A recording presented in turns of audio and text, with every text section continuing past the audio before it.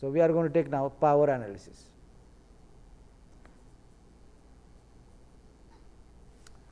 All this while we talked about the type 1 error, and that was what? That was alpha. Type 1 error is alpha, and alpha we generally took it as 0.05. What was type 1 error? Okay. Rejecting the true null hypothesis. When you reject the null hypothesis which is true, we are making type 1 error. But what about the type 2 error?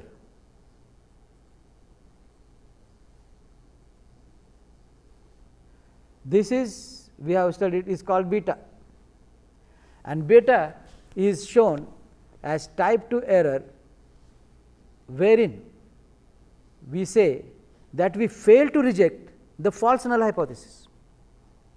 It is false, but we have failed to reject it, and that is known as beta. Okay. Now, if you correctly reject the false one, that is called the power of your analysis, power of statistical analysis. So, the correctly rejecting the false one, the power is what we are concerned at the moment. Power is known as is called 1 minus beta, because the total probability is 1. So, if type 2 error is beta, then correctly rejecting the false one would be 1 minus beta. Beta is failing to reject, but now we are saying no, we are correctly rejecting, that will be 1 minus beta. So, that is what we want to calculate, okay, and find out what is the power of our analysis. To do that, we may have to go and take one example for our understanding. Okay. There are a few things that we may have to know about what we are going to do here. Let me get my notes in order here, so that we can understand it better.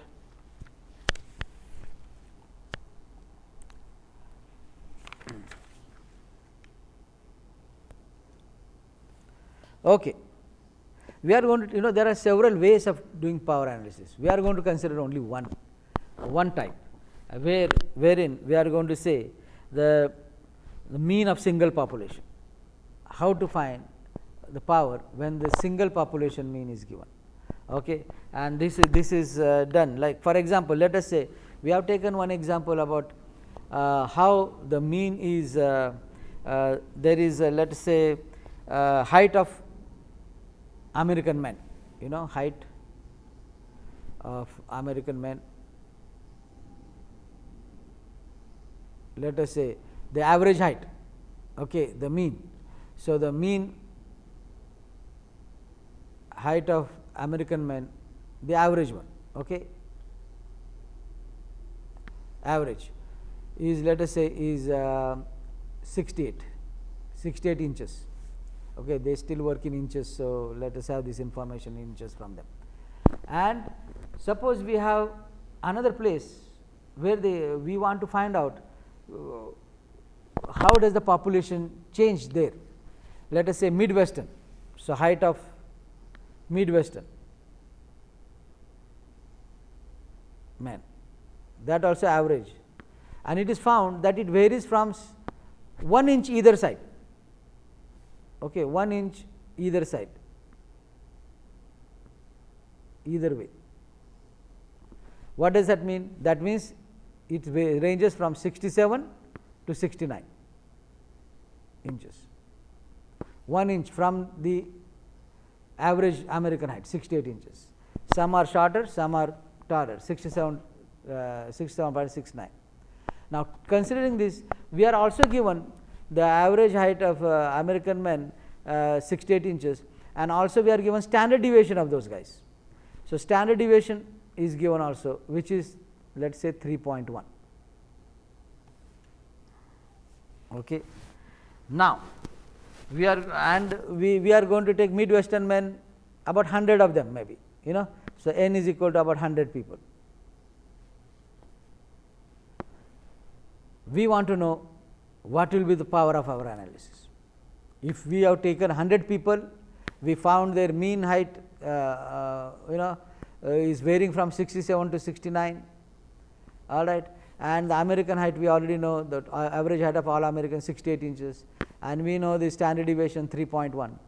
Now, can we find out what will be the power of this study, how powerful is going to be this study. And so, we consider, to avoid the negative sign, we consider two things here. One is, in order to find the power, first of all we will have to find what is the effect size. An effect size is denoted by gamma. Gamma is the sign for effect size. And what is the formula for gamma? Gamma is given by mu, the value of mu. Let me get that right. So, mu 1 minus mu naught over the standard deviation. Now, mu 1 stands for the mean height the mean height of the Midwestern people here in this particular example, and mu naught stands for the height of the American man, the average height of the American man, that is the mu 0, and mu 1 is the average height of the Midwestern man, and standard deviation of course is given 3.1. So, if I were to write those numbers here, this would be, now mu 1 which one shall we take, 67 or 69? Generally always the higher number, so that we will avoid the negative sign there. So, but it does not matter whether negative or positive, but if you are comfortable with negative, you can take 67, but to avoid that we get 69 minus 68 divided by 3.1, and this comes down to the value of, we say gamma is equal to, now is equal to 0.32. Okay. So, this is known as the effect size. What is the effect of that particular mean and the standard deviation? So, this effect size, the larger the effect size, we say it is good. So, now our effect size is only 0.32, but we will consider that effect size to find out what is the power, and the power calculated power is denoted by delta, and delta is given by the formula gamma function of n. And what is the function of n here? This is known as gamma root n.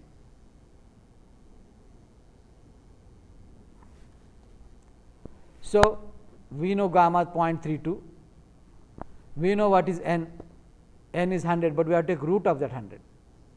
There are 100 people that were considered for study, and so what we have here now, 0.32 multiplied by 10, which is 3.2, that is delta. Now, this is known as calculated delta, but if we want to find the real delta, we will have to go to the table that is prepared by statisticians, that tells us the power, the actual power of our study. So, if you go, you will go to your textbook and you will find that the power analysis table there, and that will help you to find out what is the table value of delta. So, table delta value or power, in this case it will be equal to, it is found from the table that it is given as 0.89, which means you are correctly rejecting the false null hypothesis 89% of the time. Your probability of correctly rejecting the false null hypothesis is 0.89, which is very good probability of rejecting the false null hypothesis, 0.89. That means, if type 2 error will be how much here? Type 2 error will be 1 minus this number, which is equal to 0.11. So, you are going to make only 11% error. That means, you will reject the you will fail to reject the false null hypothesis 11 times out of 100, and this is acceptable. So, what is acceptable for power? Power of 0.80 and above, greater than 0.0 is acceptable when you do your study. So, we not only look at alpha level, which is the type 1 error, we have to look at the type 2 error also, and this gives us the power of our analysis, and you will be able to understand this better. Now, once you know the power, now when you are doing the study and you say, well, I want to know what should be the power, what kind of, how much n should I take, what should be the number of my respondents or number of the people that I must study, or the number of questioners that I must receive in order to have certain amount of power. So, we say, okay, suppose I want my power to be 80% or 0.80, then what should be n? What is n? The question is what is equal to your n? Now, previous example n was given as 100. We want to say now what is going to be my n, so that I can proceed with my study. So, what do? I say, okay, now I take the same example and then I say I have the power 0.80. Okay. So, now how do I proceed here? So, I know the gamma. So, gamma is given. So, I say now power 0.80. So, I look in the table, look at in the table, this is the table value 0.80. So, the calculated value should be how much then? Calculated value, calculated power. You will look backwards from the table, look at the 0.80 and look backwards, and that will give you, when you look at 2.80. Calculated power 2.80. So, we write there 2.80 calculated power is equal to gamma root n, but gamma also we know, because we calculated gamma earlier, and what was our gamma there? 0.32. So, 0.32 root n is equal to 2.80, which means root n is equal to 2.80 divided by 0.32. Which will be some number, but that has to be squared afterwards. So, when you square that number, let us remove this. So, this when you divide it, you will get certain number, and when you square that number, n will come out as something like 77. And so, that means if you take 77 people for your study, with the standard deviation, if the population standard is 3.1, it varies 69 to 90, 67 to 68 your sample, and the population mean is 68 and all that. If you want to study and you want to have power of 0.80, you will have to take 77 people for your study. That is how the calculation is done. Well, this example is already worked out, and the other things are already explained in your lecture, and that should help you to find out the power, and if the power is given, how to find out the n, the number of people that you should have in your study. And this is going to help you when you do your project or thesis or dissertation. This will help you to take how many people should I take for my study, and you have to determine how much power you want to reject the false null hypothesis, correctly rejecting the false null hypothesis. That will give you the power. Well, all the best as you do your assignments and so on. God bless you.